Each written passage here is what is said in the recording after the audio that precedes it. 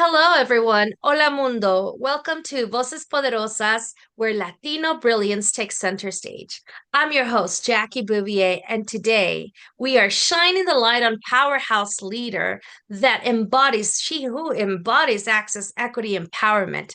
Patricia Mota, President and CEO of the Hispanic Alliance for Career Enhancement, HACE. Patricia is a nationally recognized changemaker, known for building inclusive workplace and scaling Latino leadership across industries under her leadership. ASE has expanded nationwide, impacting over 25,000 professionals and partnering with 200 plus Fortune 500 companies. She is also the co founder of Sheenex, a fintech platform created to close the wealth gap for Latinas through culturally relevant financial education and career tools. A trailblazer, a mentor, an advocate. Patricia, you're just amazing. She's redefining what Latino leadership looks like. And America, I want to present to you Patricia. Hola, bienvenida a Voces Poderosas. Jackie, gracias. And thank you for the invitation to join you today. I love the energy and the fact that you're doing this to showcase stories for folks to listen and to really get empowered and inspired. So thank you for doing that. You're welcome. It's a pleasure to have you. I've been looking forward to having you on Voces Poderosas. I see everything you do, and I'm sure so many other people do. And they often wonder, what is her journey? How did she get to where she is? And I think this is the perfect time. So I'm going to ask you that question. Tell us a little bit about yourself. ¿Quién es Patricia? How did you get to where you are, the amazing professional you are? Oh, thank you, Jackie. I am the proud Latina Mexican American. I am the daughter of immigrants, and I have consistently throughout my career has always kind of kept my parents and my parents' parents, my abuelitos, sacrifices, and those from generations before, top of mind, and really has become a responsibility for me to do better for them and for the next generation, right? And so I think that sense of responsibility and ensuring that I become the best version of myself in honor of them and in honor of the sacrifices that they have done has been a key a trend throughout my upbringing, throughout my educational and career kind of pathways. You know, my father came to this country through as a farm worker through the Bracero program, and my mother came with my grandfather because they came to work in the steel mills in Gary, Indiana, and he later became an entrepreneur. And my parents met in their 20s, and my siblings and I grew up in East Chicago, Indiana, so border southeast side of Chicago. But we grew up with very strong values of familia, family, of strong faith. You know, we were going to church every Sunday and really just of humble beginnings and humble needs.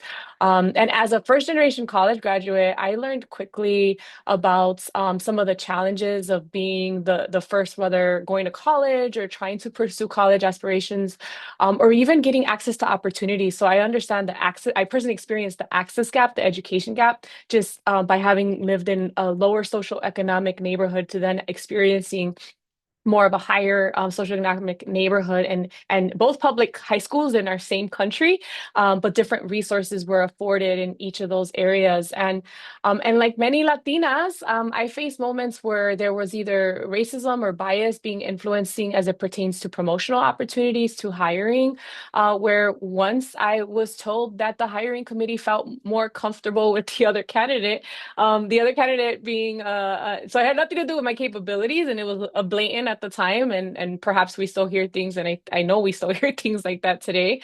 But these types of challenges, not they didn't discourage me. I think they really became my fuel to continue to open doors, not only for myself, but for others. And that's why I'm exactly where I am today at leading ASE, not just because of the career journey that I've had in government, in co-founding a nonprofit, in building and working in corporate for a short stint, to then going to higher education and back to nonprofit at ASE.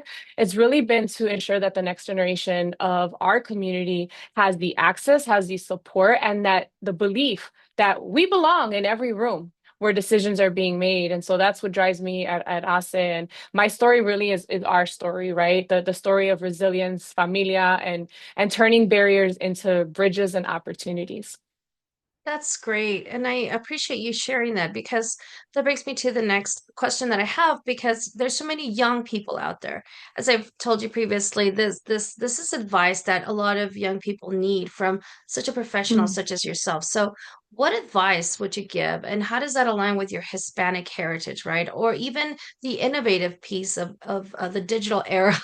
So from Yeah. your professional perspective, what insights or experiences can inspire the younger professional generation?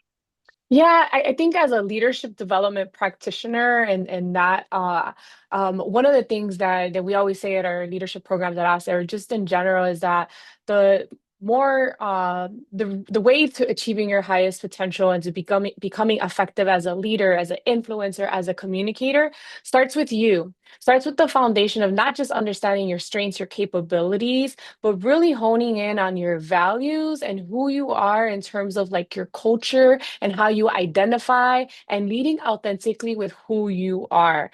And we've learned in our programs that sometimes people are further along in their career have really never stopped and thought about their Latinidad or thought about their cultural background. And once they're able to do that and do so in a way that's authentic to them, that really they're able to just catapult their career forward. So whatever it is for you, don't be afraid to really take time to self-reflect in terms of what makes you who you are.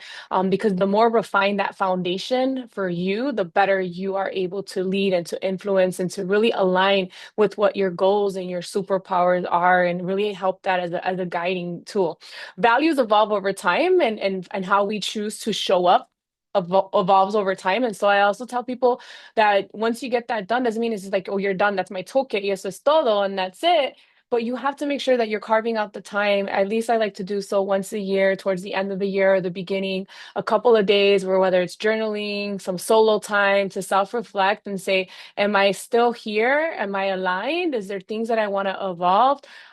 Because that's so critical. And another one for me is health. Mental health right now is super critical. So there's so much going on. And if I go a couple days not with my routine workouts or making sure that I'm having healthy eating habits, I start to feel it, right? And so whatever that is for you, making sure that you are taking the time because then we cannot help those around you or to be effective if we're not. That's really good. That's a great point. And thinking about that, looking ahead, what key achievements or breakthroughs do you believe our Latino community still needs to pursue? Yeah, I think right now is when you think about where we are, there's a lot of mix of challenges and opportunities. There's a lot of fear. I think with the current climates, with the divisiveness that's happening, the anti-diversity, equity and inclusion movements, layoffs. But I always say, and I always tell people that we can't stay in fear. It's important to acknowledge it and to feel it. But we have to move towards faith, towards innovation, towards possibility. And I think what is inspiring is how we can respond or how we do see some of our community member leaders responding is we're seeing a lot of great things that's happening, like starting businesses, building innovative ways to create opportunities that we still move forward what diversity, equity, and inclusion was meant to be, even though the messaging may look different, but the intention and people being innovative, companies, organizations, Latinos that are leading the way with that charge. All across the board. We're also, but we still have to do work, right? I think that representation in both leadership and boardrooms, there's still a need, but I think it's important to lean into also the facts, right? You look at the community, and nearly 20% in the US, but also leading with the GDP of a 4.1 trillion, meaning if Hispanics, Latinos, Latinx in this country were a country, right? Would be the fifth largest GDP. And so Latinas opening businesses 6 times faster than any other group. So there's a lot of economic power that sometimes we don't understand, but we should leverage as part of our toolkit to not only inspire ourselves, but others to continue to advocate. I love that, specifically because you are our leader that, is out there, helping enhance Hmm. careers and equip leaders and provide the tools necessary. So even just seeing that as something to look ahead, right, to get through those breakthroughs, even in the tumultuous times, I think is very powerful. So that's Yeah. great advice. Thank you. Before we wrap up, I'd like to ask you a final words. Just explain to us, give us advice, encouragement. What are you traveling the nation, telling everyone? What do you want to leave the listeners with? Oh my goodness. Is that I think that I always come back to what I mentioned earlier too, is like it starts with knowing who you are and why why you have a purpose or why you're choosing to lead in ways. And I think Jackie, you have a perfect example with Voces Poderosas in terms of how it came about. And that was part of your why, right? You with your daughter and the next generation. And I think cultura, our culture, our values, our why. That's we have to remember that's our superpower. That's our leadership power, and we must not check it at the door, especially in a time of place where we feel like we need to or we're fearful to.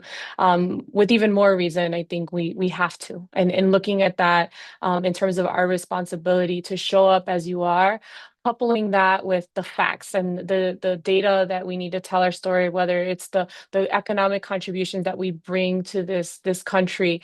We're a driving force. And when you have these facts and you use them to advocate for yourself, for your team, for policies, right, that reflect our impact. And finally, I'm really, and you know this, Jackie, I really I'm passionate about Latina entrepreneurs. I mentioned, we're starting businesses 6 times faster than any other group. And that's a huge opportunity. And they're doing it with just a fraction of capital. And so there's a need of more investment in Latina entrepreneurs. And it's not just for Latinos. And when you make an impact on that one Latina, that one woman, that one community that doesn't have as much of access to capital or opportunities, you impact the entire economy, everyone at the end of the day. And I think it's important that we are proud about that when you're investing in your community, but sharing the narrative in a way that we're not excluding anyone at the end of the day. And so that's been a big part of what I'm making sure and advocating for, that supporting Latinos is a US imperative, is an economic imperative for everyone.